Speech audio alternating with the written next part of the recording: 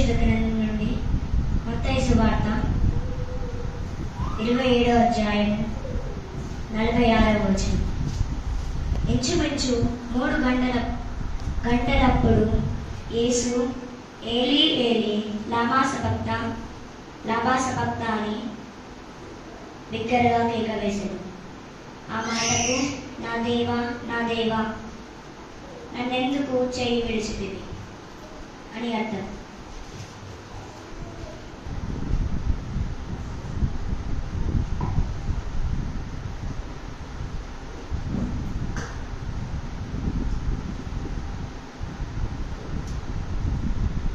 నీ నా పాపములకు సిలువలో యాగమైన యేసుక్రీస్తు ప్రశస్త నామములో మీ అందరికీ శుభాలు తెలియజేస్తున్నాను.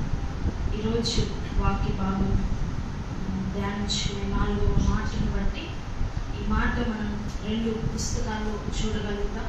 మత్తయి సువార్త 27వ అధ్యాయం 46వ వచనం, అలాగే మార్కు సువార్త 15వ అధ్యాయం 34వ వచనం. ఒక్కసారి ఎవరైనా ఈ రెండింటిలో ఏదైనా ఒక వాక్య భాగం చదవండి. మత్తయి సువార్త 27:46 వచనం. 3 గంటలకు యేసు ఎలోయి ఎలోయి లామా సబక్తనీ అని బిగ్గరగా కేక వేసెను. ఆ మాటలకు నా దేవా నా దేవా నన్నెందుకు చేయి విడిచితివని అర్థం. మనం ఇప్పటివరకు విన్నాం కదా 3 మాటలు, యేసుక్రీస్తు సిలువలో పలికిన 3 మాటలు. ఆ 3 మాటలు మనం గమనించినట్లయితే ఇతరులను గురించి ఉద్దేశించిన మాటలు. ఆయన గురించి మొదటిగా పలికిన మాట ఈ 4వ మాట. ఈ మాట పలికినప్పుడు ఇప్పటి వరకు మేబీ మనం ఏదైనా సినిమాటిక్ వ్యూలో ఆలోచన చేస్తే ఇప్పటి వరకు ఒకలాగుంది. యేసుక్రీస్తు ఆయన గురించి పలకడానికి ఉన్న 4వ మాట ఒక డ్రామాటిక్గా, ప్రకృతి కొంచెం వేరేగా ఏమంటారు ఆన్సర్ ఇచ్చిందనమాట. అది ఎట్లా అంటే మనం చూడగలుగుతాం. ఇంచుమించు 3 గంటలకు ఏమైంది, మొత్తం అదంతా కూడా చీకటి కమ్ముకుంది. అసలైతే మధ్యాహ్న సమయంలో ఏముంది, సూర్యుడు వెలుతురు మనకి ఎక్కువగా అనిపిస్తుంది. Something unnatural happen. అక్కడ ఏం జరిగిందంటే ఆ ప్రపంచం అంతా కూడా చీకటి విస్తరించింది. అందరికి గాలి వీస్తుంది. ఏం అర్థం అవ్వట్లేదు ఏం జరుగుతుందో. Something happen. ఈ సమయంలో యేసుక్రీస్తు తనని గూర్చి తాను ఒక మాట చెప్తున్నాడు. ఏంటంటే నా దేవా నన్ను ఎందుకు చేయి విడిచితివి. అదే అరామిక్లో మనం బైబిల్లో చదవగలుగుతాం. ఏలీ ఏలీ లామా సబక్తానీ అని. రెండు పోర్షన్స్లో మత్తయిలో ఏలీ అనేది, అలాగే మార్కులో కూడా డిఫరెంట్గా ఉంది. కానీ 2 కూడా సేమ్ వచనాలే. వీటిని గురించి మనం ధ్యానించడం. యేసు ఈ మాటని ఏమంటారంటే ఆవేదనని వ్యక్తపరిచిన మాటగా ఈ మాట పిలువబడుతుంది. అండ్ అట్లాగే యేసుక్రీస్తు సిలువలో ఈ మాట పలికేదానికన్నా ముందే ఆయన గెత్సెమనే తోటలో ఉన్నప్పుడు కూడా ఆయన చాలా ఆవేదనకు గురి అయినాడు. అది మన మత్తయి సువార్త 26వ అధ్యాయం 37వ వచనంలో మనం చూడగలుగుతాం. మనం ఒకసారి దాన్ని ధ్యానించుకున్నాం. మత్తయి సువార్త 26వ వచనం 37వ వచనం. పేతురును జెబెదాయి 2 కుమారులను వెంటబెట్టుకొని పోయి దుఃఖపడుటకును చింతాక్రాంతుడగుటకును మొదలుపెట్టాను. ఇక్కడ మనం చూసినట్లయితే యేసుక్రీస్తు వారు ఆయన ముందు నుంచే ఆయన మనసులో దుఃఖం ఉంది, బాధ ఉంది, ఆవేదన ఉంది. ఆ ఆవేదనను వ్యక్తపరుస్తూ వస్తున్నాడు. ఈ సిలువ పైకి వచ్చినప్పుడు కూడా ఒక ఆవేదనని మనం చూడగలుగుతాం ఈ 4వ మాటలు. కొన్నిసార్లు మనం ఇట్లా ఆలోచన చేద్దాం. మనల్ని ఎవరైనా చేయి విడిచినారు అనుకోండి, మనం ఎంతగా బాధపడతాం. మనల్ని ఎవరైనా వదిలేసినారని అనుకోండి, అప్పుడు మనం ఎంతగా బాధపడతాం. ఈ పర్సన్ నా జీవితంలో నా చెయ్యి వదిలేసినారన్న అంతగా బాధపడతాం కదా. యేసుక్రీస్తుకి ఉన్నది తన తండ్రి మాత్రమే. అండ్ ఈ వచనంలో మనం చూడగలుగుతాం ఆయన తండ్రి తన కుమారుని చేతిని విడిచిపెట్టినాడంట.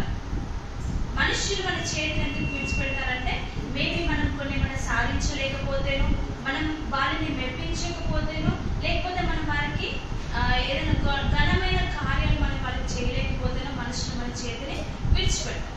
ఇక్కడ యేసుక్రీస్తుని తన తండ్రి ఎందుకు చేయించినంటే not because he is a failure, but there is something. అది ఏంటంటే నీ నా దోషము ఆయన తన తండ్రి చేతి విడిచేలాగా మారింది.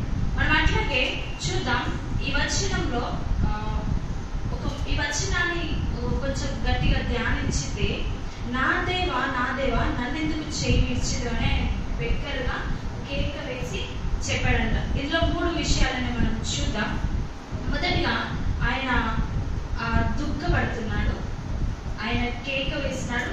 అట్లాగే ప్రకృతి కూడా స్పందిస్తుంది అక్కడ జరుగుతున్న ప్రతి ఒక్క పనికి. ఇవన్నీ కూడా ఎందుకు? ఆయన అంతగా బాధపడడానికి, ఆయన అంతగా ఆవేదన చెందడానికి కారణం ఏంటి? ఆయన శిష్యులు వదిలేశారనా? లేకపోతే ఆయనని మరణం అంతగా అక్కడ ఉన్న సైనికులను హింసిస్తున్నారు, లేకపోతే ఆయన అంతగా బాధిస్తున్నారు, వీళ్ళందరూ నన్ను బాధిస్తున్నారు కాబట్టి ఆయన ఆవేదన పడుతున్నారా? కాదు. మేబీ మనమైతే అట్లాంటి పరిస్థితులను బట్టి మనం ఆవేదన చెందుతాము. మన జీవితంలో ఉండే ఆవేదన, ఈవెన్ బైబిల్లో భక్తుల జీవితాల్లో ఉండే ఆవేదన ఎట్లాంటి ఆవేదన ఉంటుంది? దావీదుకు ఆవేదన ఉంది. ఏంటి? తను పాపం చేసినాడు, మరలా యేసుతో సంధి చేసుకోవడానికి తన గురించి తను ఆవేదన వ్యక్తపరిచాడు. మనం ఆయన కీర్తనలో చూడగలరు, యోబు జీవితంలోనే కానీ, లేకపోతే బైబిల్లో చూసిన ప్రతి ఒక్కరి జీవితాల్లో వారి జీవితాల్లో ఆవేదన ఎందుకుంది? మన జీవితాల్లో ఆవేదన ఎందుకుంది అంటే, మనకి ఏదైనా కావాలనో లేకపోతే మనం ఏదైనా కోల్పోయినామనో ఆవేదన. ఇక్కడ యేసుక్రీస్తున్న ఆవేదన ఏంటంటే, తన తండ్రి తన చేతిని విడిచిపెట్టినాడనే ఆవేదన. ఎందుకు యేసుకు తన తండ్రి తన చేతి విడిచిపెట్టినాడనే కాదు, కానీ అంతగా ఆవేదన పడడానికి ఎందుకు అలా సహాయపడిందంటే, మనం 3 వాక్యాలని ధ్యానించుకుంటూ మనం చూద్దాం. మొదటిగా ఇర్మియా 31వ అధ్యాయం 20వ వచనం. ఇర్మియా 31వ అధ్యాయం 20వ వచనం.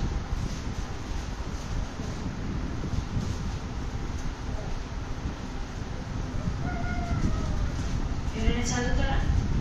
ఎఫ్రాయిము నాకు ఇష్టమైన కుమారుడా, నాకు ముద్దు బిడ్డ, నేనెతనికి విరోధంగా మాట్లాడినప్పుడెల్లా అతని జ్ఞాపకము నన్ను విలువకున్నది. అతన్ని గూర్చి నా కడుపులో చాలా వేదనగా ఉన్నది. తప్పక నేను అతన్ని కరుణించును. ఇదే యెహోవా వాక్కు. మొదటిగా దేవుని వేదన, యేసుక్రీస్తు యొక్క వేదన దేని గురించి అంటే, మొదటిగా నిన్ను నన్ను కరుణించడానికి, తన భక్తులని కరుణించడానికి ఆయన వేదన పడుతున్నాడు. మన వేదన ఈ లోకంలో మేము ఏదైనా ఆశించినదై ఉంటుంది, కానీ యేసుక్రీస్తు వేదన మాత్రం ఆయన భక్తులను కరుణించాలి. వారిని నేను వదిలిపెట్టకూడదు, వారి బాధలో ఉండకూడదు, వారు నష్టపోకూడదు, వారిని నేను కరుణిస్తూ వాళ్ళని ముందు కొనసాగించాలన్నది ఆయన మొదటి ఆలోచన. రెండవదిగా యెషయా గ్రంథం 53వ అధ్యాయం 11వ వచనం. యెషయా గ్రంథం 53వ అధ్యాయం. కలిగిన వేదనను చూచి తృప్తి నొందును. నీతిమంతుడైన నా సేవకుడు జనుల దోషములను భరించి తనకున్న అనుభవజ్ఞానము చేత అనేకులను నిర్దోషులుగా చేయును. యేసుక్రీస్తు ఆయన మనందరినీ నిర్దోషులుగా చేయడానికి ఆయన ఆ శిలువలో వేదన పడుతున్నాడు. మనకి ఆ నిర్దోషత్వం అంటే మనం దోషం లేని వారుగా ఉండాలి అని అంటే, దేవుడు మన కొరకు చేయవలసిన పని ఏంటంటే ఆయన వేదన చేతారు. ఆయన వేదన చెందుతున్నాడు కాబట్టి మనం నిర్దోషులుగా తీర్చబడినాం. అట్లాగే 3వ మాట చూద్దాం. ఆదికాండం 6వ అధ్యాయం 6వ వచనం.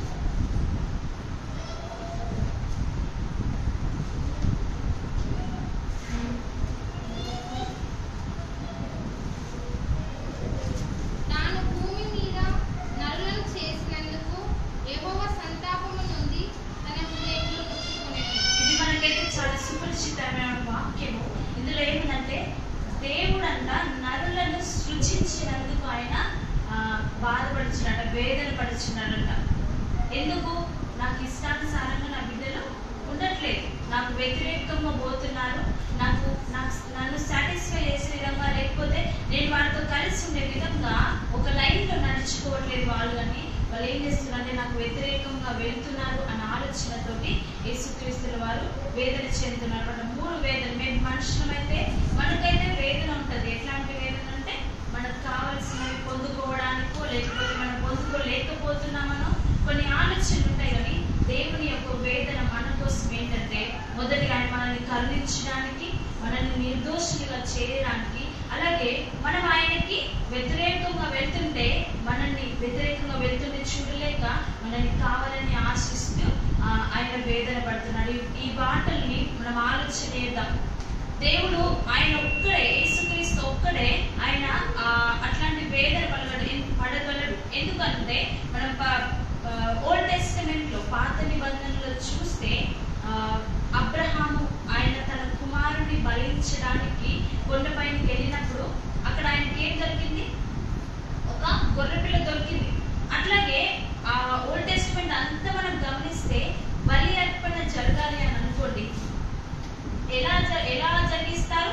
ఒక బ్లేమ్లెస్, అంటే దానిలో ఏ డిఫెక్ట్ కూడా లేని ఒక గొర్రె పిల్లను తీసుకొచ్చి దానిని వీళ్ళ చేతులు, ఎవరైతే బలి ఇవ్వాలనుకుంటున్నారో వాళ్ళ చేతులు చాపించి ఆ గొర్రె పిల్లని బలిస్తారు. దాన్ని బట్టి ఏంటంటే ఈ బ్లేమ్లెస్ గొర్రె పిల్ల ఏదైతే ఉందో ఆ బ్లేమ్లెస్ గొర్రె పిల్లని బలిదానం తీసుకొచ్చినప్పుడు వారి పాపములన్నీ కూడా దానిపైన మోపబడినాయి.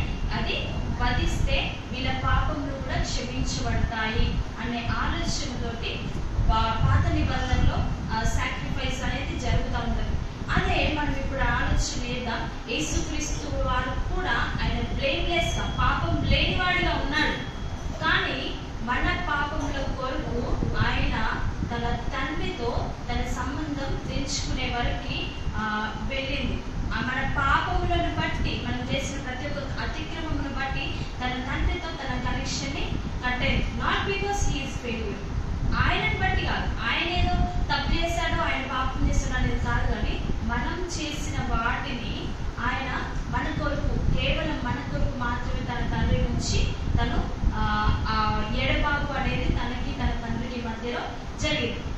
ఈ మాటని మనం ఇంకా ధ్యానిస్తాం. ఇందులో నుంచి మరి మనం ఏం నేర్చుకోగలుగుతాం? ఈ 4వ మాట ద్వారా మనం ఇంకా మన జీవితంలో ఏం నేర్చుకోగలుగుతాం అనేది నేను ఒక 5 విషయాలను గురించి తెలియజేయాలని ఆశపడుతున్నా. మొదటిగా హెబ్రీయులకు రాసిన పత్రిక 2వ అధ్యాయం 15వ వచనంలో మనం చూద్దాం. ఆయన హెబ్రీయులకు రాసిన పత్రిక 2వ అధ్యాయం 15వ వచనం. ఈ పర్టిక్యులర్ వాక్య భాగం నుంచి, లేకపోతే 4వ మాట నుంచి ఈరోజు మనం ఏం నేర్చుకుందాం అనే విషయాలను మనం చూద్దాం. కాబట్టి ఆ పిల్లలు రక్తమాంసము గలవారైనందున ఆ ప్రకారమే మరణం యొక్క బలము గలవానిని, అనగా అపవాదిని మరణం ద్వారా నశింపచేయుటకును, జీవితకాలం అంతయు మరణ భయము చేత దాస్యమునకు లోబడని వారిని విడిపించుటకును ఆయన కూడా రక్త మాంసములలో పాలువాడాయను. ఎందుకు ఆయన ఈ మాటని మనం ప్రత్యేకంగా తీసుకుందామనంటే, మనం నేర్చుకోవాల్సిన మొదటి విషయం ఏంటంటే, మన పాపముల నుంచి మనల్ని విడిపించడానికి ఆయన తన తండ్రి చేత వదిలేయవలసి, తన తండ్రి తన కుమారుని చేత వదిలేయవలసి వచ్చింది. మనం చాలా జాగ్రత్తగా గమనిద్దాం. మరి మన లైఫ్ మనం అంత వర్త్గా జీవిస్తున్నామా? దేవుడు తన తండ్రి యేసుక్రీస్తు తన తండ్రి చేతు వదులుకోవడం అంతగా మనల్ని ప్రేమించున్నాడు. మరి దానికి తగిన జీవితం, మన పాపములని మనం దేని చేస్తున్నా, ఏ చిన్న తప్పు, ఏ చిన్న నిర్దోషమో దాన్ని వదులుకొని మనం మన జీవితాన్ని ముందుకు కొనసాగిస్తున్నామా అనే విషయాన్ని మనం ఆలోచన చేద్దాం. అలాగే రెండవదిగా రోమీలకు రాసిన పత్రిక 5వ అధ్యాయం 10వ వచనం. రోమీలకు రాసిన పత్రిక 5వ అధ్యాయం 10వ వచనం. మంచిది, అది ఏ స్థితి యందు ఎంచబడెను? సున్నతి కలిగి ఉండినప్పుడు, సున్నతి లేనప్పుడా? సున్నతి కలిగి ఉండినప్పుడు కాదు, సున్నతి లేనప్పుడే. రోమీలకు రాసిన పత్రిక 5వ అధ్యాయం 10వ వచనం. ఏలే అనగా శత్రువులమై ఉండగా ఆయన కుమారుని మరణం ద్వారా మనము దేవునితో సమాధాన పరచబడిన ఎడల, సమాధాన పరచబడిన వారమై ఆయన జీవించుట చేత మరి నిశ్చయంగా రక్షింపబడదు. ఏంటి ఈ మాటల నుంచి దేవుడు మనకి తెలియజేస్తున్న మాట ఏంటి అని అంటే, మనం ఆయన మనకి ఆ తండ్రికి ఉన్న శత్రుత్వం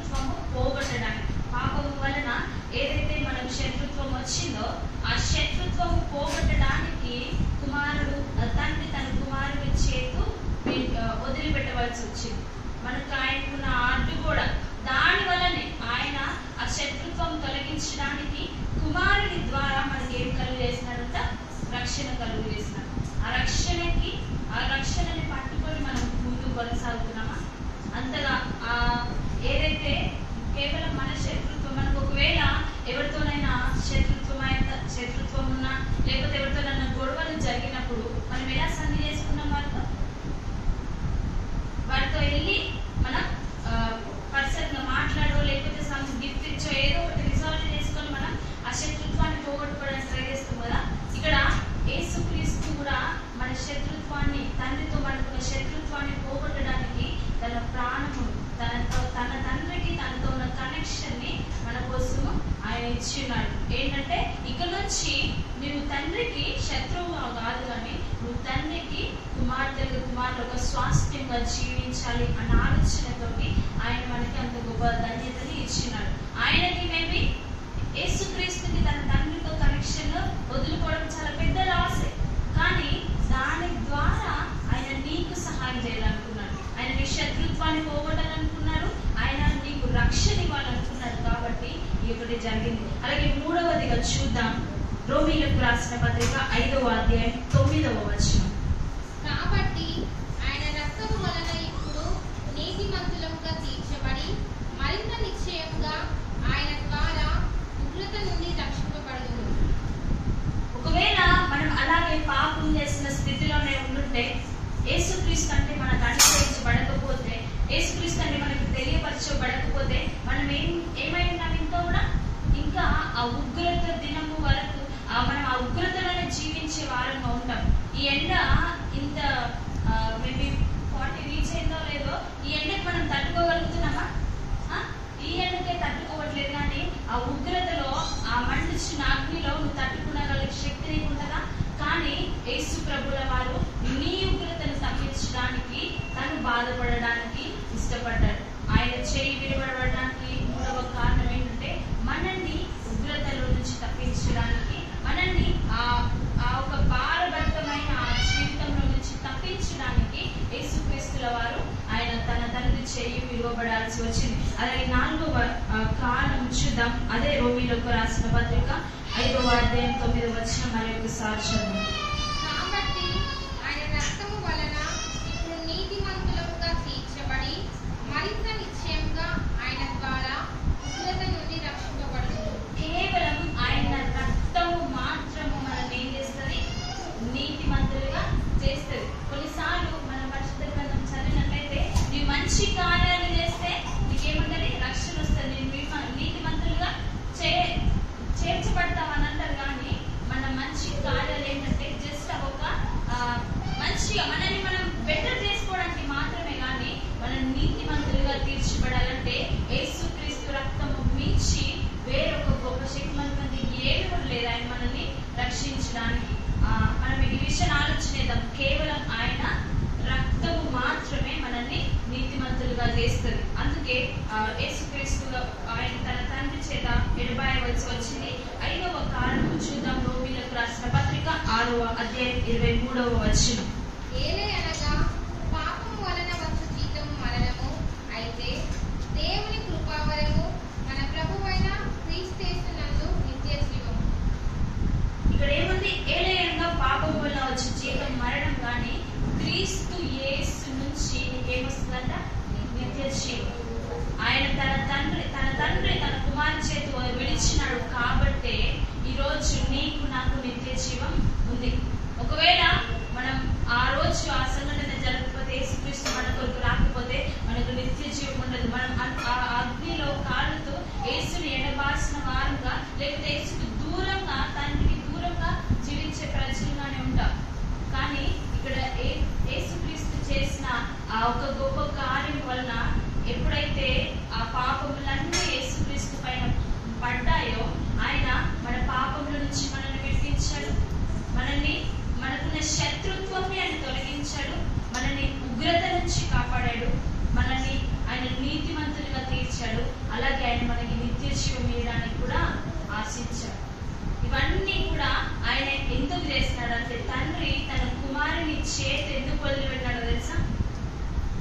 ఎందుకంటే నిన్ను నన్ను తన స్వాస్థ్యంగా తన కుమార్తెలు కుమారులాగా ఆయన కొనసాగిస్తామన్న ఆలోచనతోటి తన కుమారుని చేతు విడిచిపెట్టినాడు. ఆ రోజు ఆయన ఆ చేతు విడిచిపెట్టినాడు కాబట్టి ఈ రోజు మనమంటూ పట్టుకోవడానికి మనం ఒక చేతు కానీ, మనకు ఒక ధైర్యం కానీ, మనకు ఒక దేవుడు కానీ ఉన్నాడంటే ఆ రోజు యేసుక్రీస్తుల వారు అంత వేదన పడి అంత వేదనకు గురి అయినాడు. కాబట్టి ఈ రోజు మనం ఎంత సంతోషంగా గుడ్ ఫ్రైడే అని మనం చెప్పుకోగలుగుతున్నాం. అలాగే పరిశుద్ధ గ్రంథంలో నుంచి నేను ఒక మాటని గుర్తు చేయాలని ఆశపడుతున్నాను.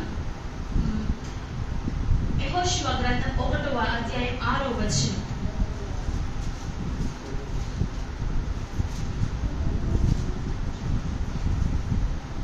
యెహోషువ గ్రంథం 1వ అధ్యాయం 6వ వచనం. నిన్ను విడువను, నిన్ను ఎడబాయను, నిబ్బరము కలిగి ధైర్యంగా నుండుము. వారికిచ్చెదనని నేను వారి పితరులతో ప్రమాణము చేసిన ఈ దేశమును నిశ్చయముగా నీవు ఈ ప్రజల స్వాధీనము చేసెదవు.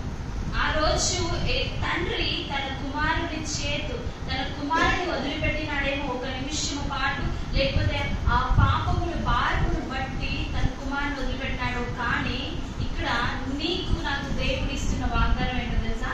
నిన్ను నేను ఎన్నడూ అంట ఆయన విడువడంట, ఆయన ఎడబాయడంట. ఒకవేళ ఈ వాగ్దానం మన జీవితంలో సార్థకం చేసుకోవాలంటే మనుషులు వదిలిపెడతారు, మనం ఆలోచించిన ఆశలు వదులుకుంటామేమో, లేకపోతే అవి వ్యతిరేకంగా మన జీవితంలో మనం అనుకున్నట్టు జరగకపోవచ్చు. కానీ ఎట్లాంటి పరిస్థితుల్లోనైనా మనల్ని ఎంతమంది వదిలిపెట్టినా, ఈవెన్ మనం ఆలోచన చేస్తే మన జీవితంలో ఎలాంటి పరిస్థితుల్లో ఎవరు వదిలిపెట్టినా కూడా దేవుడు మనకిచ్చే వాగ్దానం ఏంటంటే, నేను ఎప్పటికీ విడువను, నేను నిన్ను ఎడబాయనని దేవుడు మనకు వాగ్దానం ఇస్తున్నాడు. ఆ వాగ్దానం మనం సార్థకం చేసుకోవాలి. దేవుడు నన్ను ఎప్పుడు విడవద్దు ఎడబాయొద్దంటే యేసుక్రీస్తు మన కొరకు చేసిన త్యాగాన్ని మనం ధ్యానిస్తూ మన జీవితంలో దాన్ని కొనసాగిస్తూ ముందుకు జరగాలి. ఆయన యేసుక్రీస్తుకి మన శత్రుత్వం పోగొట్టడానికి ఆయన ఆలోచన, కానీ మనకి యేసుక్రీస్తుకి శత్రుత్వం పోవాలంటే మనం ఏం చేయాలి? What is our part? తండ్రి తన పాట వేసినాడు, కుమారుడు కూడా తను ఏం జరిగించినాడు, తన శక్తికి మించి తను వేదన చెందినా కూడా కుమారుడు చేసినాడు. కానీ మరి ఈరోజు నీవు నేను ఆ విడువని ఎడబాయని ప్రేమ, ఆ ఆవేదనలో నుంచి యేసుక్రీస్తు మనకి ఇచ్చిన ప్రేమని మనం కలిగి ఉండాలంటే మనం ఏం చేయాలి? It is our part. మనం ఆయన్ని వదలకుండా మనం కూడా ఆయన్ని పట్టుకోవాలి. నువ్వు వదిలేసినా కూడా, నువ్వు వద్దన్నా కూడా, తప్పిపోయిన కుమారుడు వెళ్ళిపోయినా కూడా తండ్రి తనను వదిలిపెట్టడానికి ఇష్టపడలేదు. నువ్వు ఎప్పుడు తిరిగి వచ్చినా కూడా నీ తండ్రి నీ కోసం సిద్ధంగా ఉన్నాడు. అలానే నువ్వు మాటికి వెళ్ళి ఆ పంది బురదలో బొరినట్టు మన జీవితం ఉండదు. కానీ ఒకసారి నేను ఆయనను పట్టుకున్నాను కాబట్టి ఆయన నా కోసం అంత పెద్ద ఆవేదన ఆయన జీవితంలో యేసుక్రీస్తు జరిగించినాడు. నేను దానికి తగిన జీవితం జీవించాలి. మనం దాన్ని కేవలం ఆయన వాక్యాన్ని ధ్యానించు, ఆయన ప్రార్థన చేయడం, ఆయనతో అంటు కట్టబడి ఎంత ఆయనతో మనం కనెక్టెడ్ గా ఉంటామో ఆయన మనకు చేసిన ఆ త్యాగంని మనం అంత సార్థకం చేస్తే మన జీవితంలో ఉండేవారుగా ఉంటాం. దేవుడు ఈ వాక్యంను మన వినికిడిలో జీవించుగా.